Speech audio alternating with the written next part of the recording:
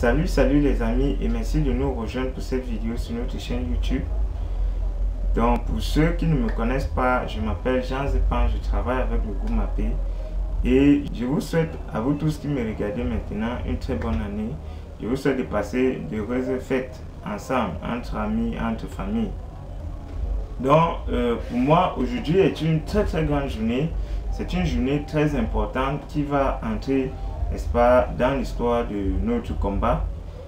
C'est une journée vraiment importante avec ce qui s'est passé, notamment le discours du chef de l'État.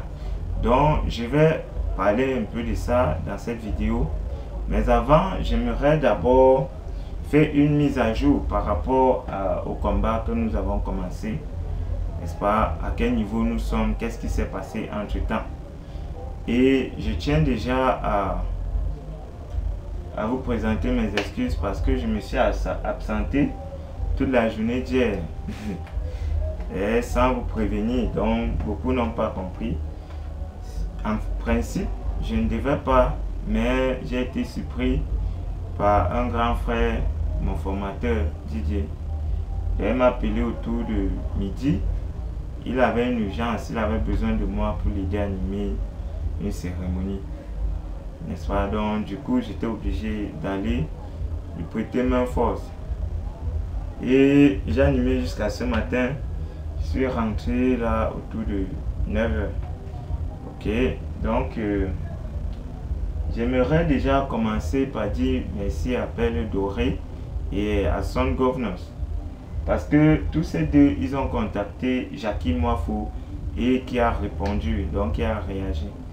Vous voyez un peu ce que je vous disais, c'est-à-dire quoi? Si plusieurs personnes contactent une seule personne, ça va avoir plus d'effet que si une personne contacte. Vous voyez un peu, non? Donc, Jackie Moifou a répondu et il a demandé que je lui envoie mes vidéos avant de les poster sur Facebook et que je le fasse par web transfert. D'accord, c'est ce que je vais faire avec cette vidéo. Il a donné son adresse email. Je crois que je vais utiliser Google Drive et je vais lui envoyer ça. Ou alors, bref, je vais lui envoyer effectivement comme il a demandé avant de publier sur ma chaîne Facebook, YouTube. Et effectivement, je pense comme toi, Père Doré, parce que j'ai essayé de consulter sa chaîne. Il a beaucoup de vues et il a beaucoup d'abonnés. Donc s'il peut, comme il a déjà accepté, n'est-ce pas, de voir une vidéo, s'il peut entrer, n'est-ce pas, dans ce combat, vous verrez qu'on a gagné du terrain. Et c'est ça même la stratégie d'un combat. Une personne surgit et, n'est-ce pas, contacte quelques personnes. Et les quelques personnes contactent quelques personnes et les quelques personnes contactent quelques personnes, ainsi de suite, la famille grandit. D'accord? Et je pense vraiment que ensemble on va faire quelque chose et on va faire quelque chose de bien, quelque chose du jamais vu en Afrique, pas seulement au Cameroun. Et c'est là où moi je suis, hein. Donc pour ceux qui sont encore en train de penser seulement Cameroun là, non, moi je suis plus là-bas. Vous comprenez un peu, je suis au niveau de l'histoire dans le monde et en Afrique au minimum. Et il y a également Sergio le Grand qui a commenté, il dit bon, il reste assez réticent, n'est-ce pas, par rapport à mon idée, par rapport au combat, parce que selon lui, si M. Biya est élu à plus de 80%, c'est qu'il n'a pas seulement le soutien du peuple camerounais, mais de l'Occident. Donc Sergio le Grand, moi je te comprends très bien, mais ça veut dire que tu ne comprends pas le système électoral au Cameroun. Tu comprends un peu, parce que dans tous les pays africains, dans tous les pays, l'Occident est toujours derrière un candidat. D'accord? Mais dans le cas du Cameroun, il faut déjà comprendre le système dans lequel nous évoluons avant d'accuser l'Occident. L'Occident, vraiment en matière électorale, n'a même pas besoin de contribuer au Cameroun. Parce que M. Biya seul, il a la parfaite maîtrise. Donc l'Occident intervient dans les pays où le candidat a des difficultés à s'imposer. Vous voyez par exemple, dans le cas de la Côte d'Ivoire en 2010, Parce que Ouattara ne pouvait pas s'imposer, n'est-ce pas, à travers les unes tout seul. C'est pour ça que l'Occident était intervenu. Donc, mais dans le cadre du Cameroun, l'Occident n'a pas besoin. J'aimerais également remercier Gonebien, n'est-ce pas, qui a aidé à corriger la lettre d'invitation. Et je ne sais pas si à partir de ce moment, on peut arrêter la lettre définitive. Parce qu'il y a Son Governance via Facebook. Il a envoyé sa contribution, comme je vous avais parlé du problème soumis par le journaliste Yves Monjo. Donc Son Governance a envoyé sa contribution. Il avait promis 6500. Et comme aujourd'hui c'est dimanche, je n'ai pas pu aller retirer, mais il m'a envoyé le code avec lequel je vais aller retirer. Donc je vais le faire mardi. Et vous voyez que mardi là, comme moi j'ai déjà ma part de contribution, je vais mélanger, ça va faire 9000. Je vais envoyer aux journalistes pour qu'ils commencent déjà le travail, n'est-ce pas, avec les 9000. Et par rapport à l'évolution, et on va donc voir comment continuer. D'accord, donc là où il sera bloqué, on va encore se battre pour ajouter quelque chose. Mais déjà, je crois que s'il reçoit les 9000, avec ça, il peut déjà nous donner des rapports. D'accord, on peut déjà espérer quelque chose.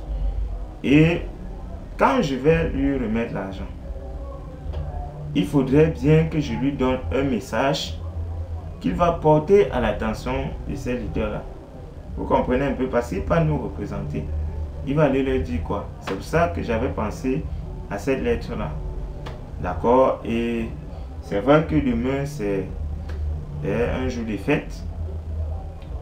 Donc, mais ceux qui pourront, n'est-ce pas, s'il vous plaît, essayez de regarder cette lettre-là. Si on peut l'adopter, on va l'adopter. Parce que je crois mardi, on n'a pas beaucoup de temps. Mardi, au plus tard mercredi, je vais remettre l'argent à M. Yves Monjo. Et il y a également Code Confirmé qui me dit avoir essayé, n'est-ce pas, d'appeler le journaliste via le numéro que j'avais communiqué et personne n'a décroché. Déjà son nom sur Facebook c'est Yves Monjo, et je vous l'avais dit. Et lorsque vous enregistrez un numéro, il m'a dit que c'est son numéro WhatsApp également. Donc vous pouvez aller sur WhatsApp rechercher le numéro. D'accord, parce que c'est ce numéro que j'ai utilisé pour le contacter. Moi je ne l'ai pas contacté aujourd'hui. Et déjà je suis rentré, j'étais quand même fatigué. Et il fallait aussi travailler. Donc ce n'était pas très facile. Mais je vais le contacter. Je vais le recontacter. Et je vous fais savoir si son numéro passe. Donc je crois que à partir de ce moment, je peux quand même me permettre de faire un commentaire par rapport au discours du chef de l'État que j'ai posté, n'est-ce pas, sur ma chaîne. Et vous pourrez aussi regarder ce discours-là entièrement. Et il y a également eu une édition spéciale à la CATV. Les gars commentent ce discours. Donc, je vais mettre tout ça sur ma chaîne et vous pourrez regarder.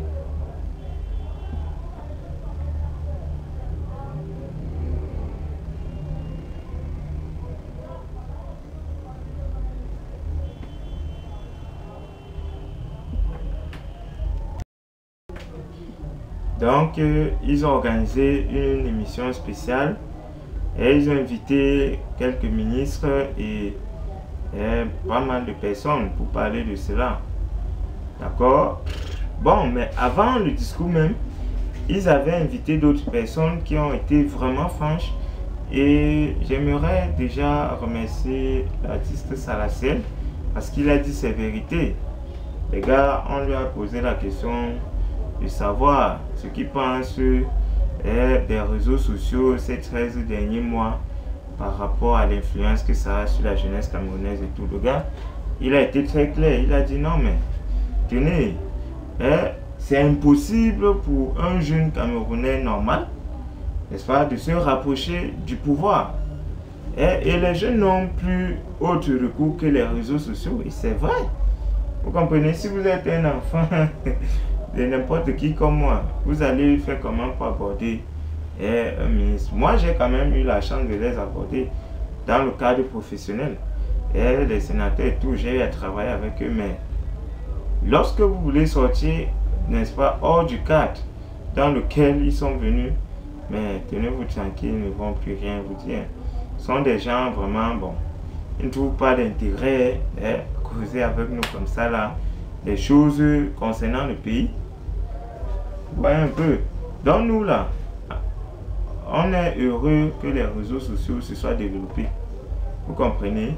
Et on espère que la qualité d'Internet et surtout le coût dans notre pays va s'améliorer dans les prochains jours pour qu'on puisse vraiment utiliser ces réseaux sociaux là. Voilà, c'est déjà ce que je voulais dire. Maintenant, concernant le discours à proprement parler, vous savez, parfois, je suis là, je n'ai même pas 5 francs dans les poches. J'ai faim, mais je garde la tête haute parce que j'ai un charisme, j'ai une dignité que les gens respectent. Donc quand les gens me voient, ils ne cherchent pas à savoir si j'ai quoi. Ils me respectent. Vous comprenez? Simplement à savoir que non, ça c'est Jean Zépan. Les gars me respectent. Ceux qui entendent parler de moi au travers de leurs amis, ceux qui me rencontrent physiquement, ils me respectent pour moi. Simplement comme ça. Donc, moi je crois quand même que ce respect-là, c'est vraiment important. Et en regardant le discours, en suivant le discours du chef de l'État, moi j'ai eu honte. Je me suis senti rabaissé. Vous comprenez? Ben vraiment, il faut que M. Biya cesse de nous ridiculiser. Vous comprenez un peu? Et parlant même de nous ridiculiser, j'aimerais remercier la CATV qui a quand même fait un effort. Au lieu de mettre discours, ils ont mis message. Ils ont mis message du président de la République à la nation. Voilà, c'est-à-dire que eux-mêmes ils sont conscients que lui ne peut pas tenir un discours normal. Imaginez-vous, le 31 décembre, c'est le seul jour que le président de la République va s'adresser à sa nation pour parler des affaires du pays de façon claire. C'est le seul jour de l'année où il peut faire son bilan annuel. C'est le seul jour où il doit nous orienter par rapport à l'année en cours. Même, il fait un discours d'abord de 17 minutes, totalement à vider. Quand je regardais, je me posais la question, mais qu'est-ce qui se passe?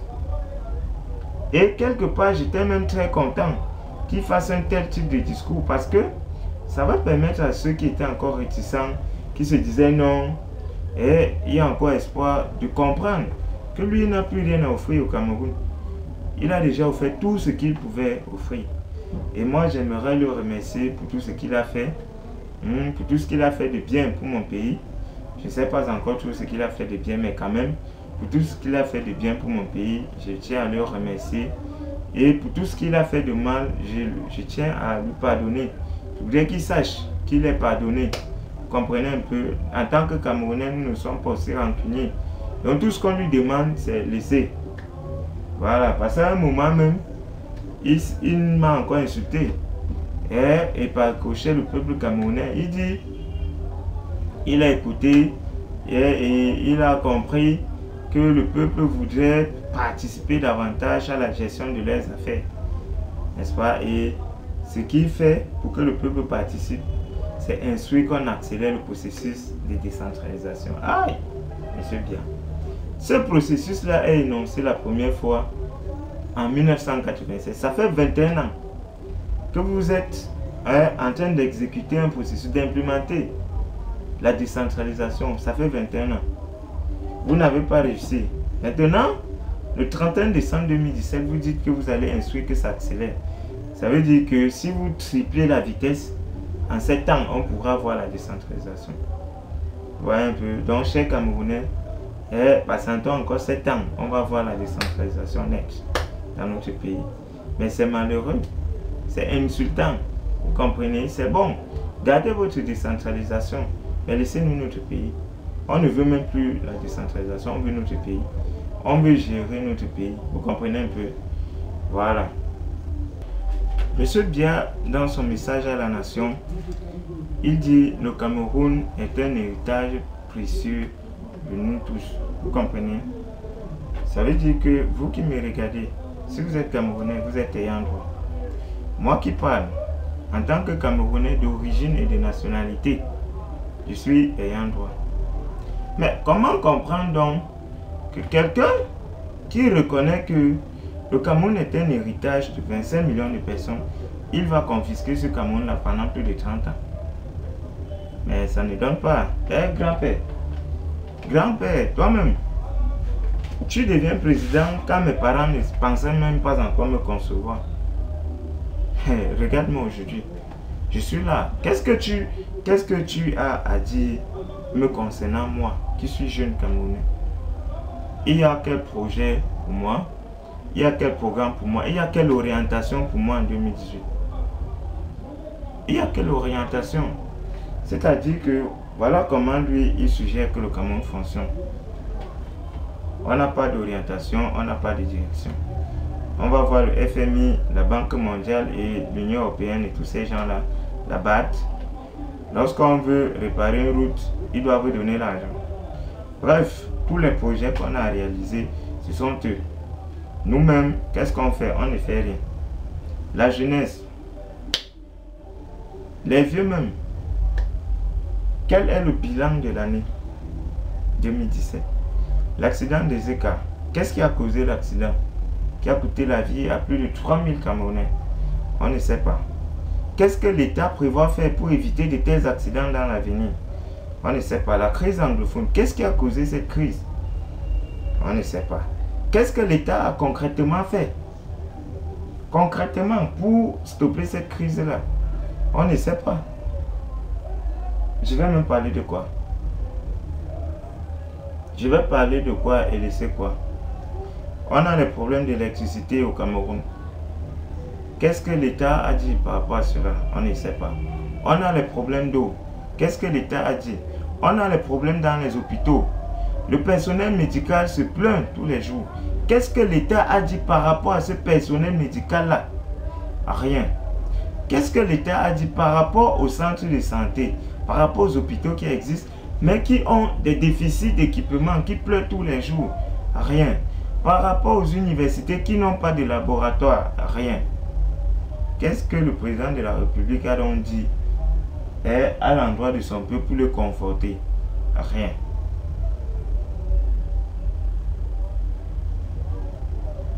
Vous allez me dire peut-être que je ne suis pas allé à l'école, je suis désolé.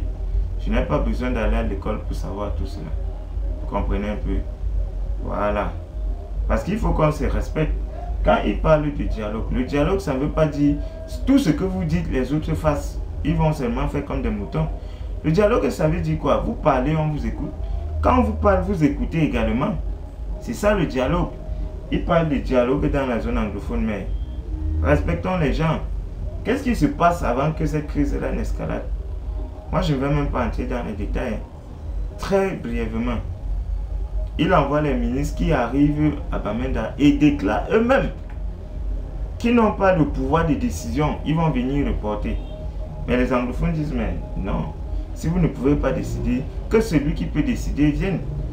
Depuis que cette crise a commencé, il adresse ses condoléances aux familles qui ont perdu leurs enfants sur le front. Mais qu'est-ce qu'il a fait pour éviter que cela n'arrive?